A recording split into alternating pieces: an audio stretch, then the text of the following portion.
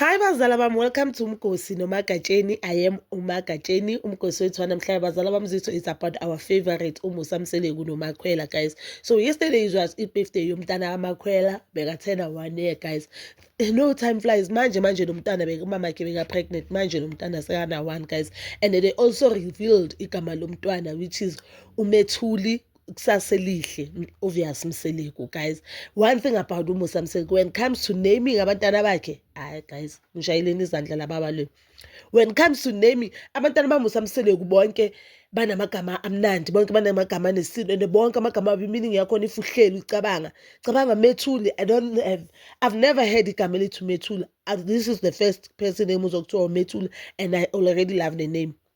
Phela abomnini, okay, I've heard of umnini. Amagama wabo especially laba abaceda ukufika manje abonzulu abosingabakho. Amagama when it comes to naming ingane zakhe, uMusa Mseleku number 1, uphuma number 1. So guys, yesterday they celebrated the birthday yomntwana. I think the restaurant was spare because ngibone nje the vibes zakhona, ngibone ngathi kusespare lapha, and it was ubaba engane, umama engane, usisi engane, which is ilasibona kaMacele nomntana kaSne, the first born kaSne guys. Into yakhona it was small, but to me it seemed like it's sadish nyana. I don't know ukuthi namanje amakhosikazi kaMusa wamamukeli uMakhwela na, because I thought mhlambe makwi-birthday yengane amakhosikazi even though bona bane-problem noMakhwela but bazovumela ingane zabo yabo ukuthi zimithe ingane.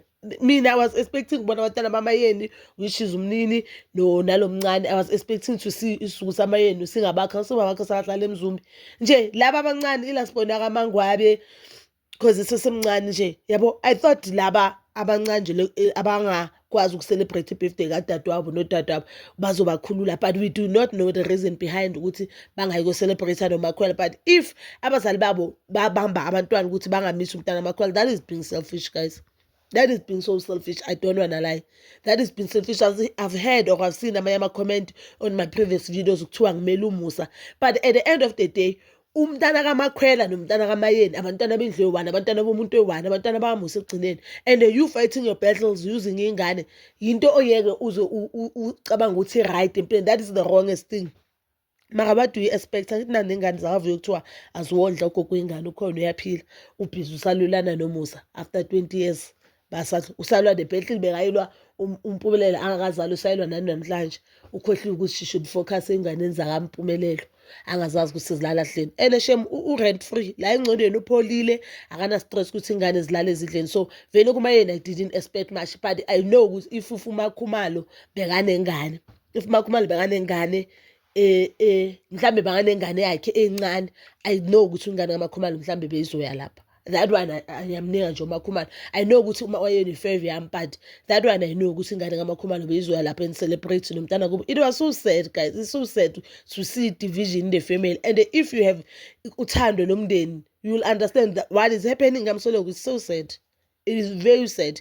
And now uvumelana noSne. Abantu abafuna ukuhamba mabahambe guys, beyenza confusion endlini because manje ingane zizokhula zingazani as if asingane zababe-1, as if bababo khona wazilahla kanti zonke ingane zakhe uMusa Mseleku uyazondla nayikhulisa. Izoba unfair enganeni, and you cannot go to punish ingane just because umama ulomntwana udecide ukushada indoda yakho, nawe indoda yakho ishada kwindoda omunye umuntu. It's really unfair, but I don't wanna lie. Umntana kaMakhwela ukhula kahle. She looks very healthy and a happy baby. Ngifila ngathi uhlakaniphile ngoba ama-video umama yakhe awaphostayo you could see ukuthi uhlakaniphile, and I know ukuthi lo mntana uzoyiletha injabulo empilweni kaMusa Mseleku. Uzonika uMusa Mseleku ithemba lokuthi there's still life, and uzonika uMusa Mseleku ithemba lokuthi apushe more because vele unomntana omncane, you understand. Unomntana omncane omele adle, unomntana omncane omele aphile, unomntana omncane okumele amlwele ukuthi akhule kahle. So I think uMakhwela ukuthola kwakhe umntwana umsizile uMusa Mseleku on somehow because at least akanento azoyiphulela. If you remember ubuso bakaMusa lokho athola ukuthi uMakhwela pregnant, you will feel ukuthi uMusa really loves ingane. And mina my advice to you bazala bami, if ushada indoda ethi ifuna isithembu, ungayikhetheli wena ukuthi uzothatha abafazi abayi-3 because uzothi 3 now akhuphuka athi 4 bese sokumele kube yisi kumele sikuzwele ubuhlungu sithi no uselfish le ndoda. Ayikho selfish le ndoda, yakutshela from the get go ukuthi wena ufuna amakhosikazi amaningi ney'ngane eziwu-20. If indoda yakho ikunokuthi manikhuluma amakho or i-boyfriend yakho manikhuluma athi no yena umbone ukuthi lo muntu lo uyasifuna isithembu maka akasho kahle, hayi guys. Futhi more especially if akutshele emehlweni ukuthi mina ngifuna isithembu, phuma kusese early, ungaloku nje usenza lento esenzelwa bomangwabe lapho eyistress eyisicefe futhi. Phuma kusese early, phuma nje kusese early ngoba lento eniza lento abayenza manje is being selfish. I don't wanna lie, it is being so selfish. It is being so selfish. I do not wanna lie, but-ke I am happy that uMacele is supporting ingane. I'm happy for ukuthi uMacele has been there. And one thing I've noticed about uMacele, futhi I didn't notice, I've seen in one of the comment, khona umuntu ocomment ukuthi it's so funny how amanye amakhosikazi angafuni ukwamukela uMakhwela now, but bonke laba abafikile bamukele uMacele. So now they want uMacele ukuthi angamukeli uMakhwela, but uMacele ubamukele bonke. Yebo ukuthi impilo injani.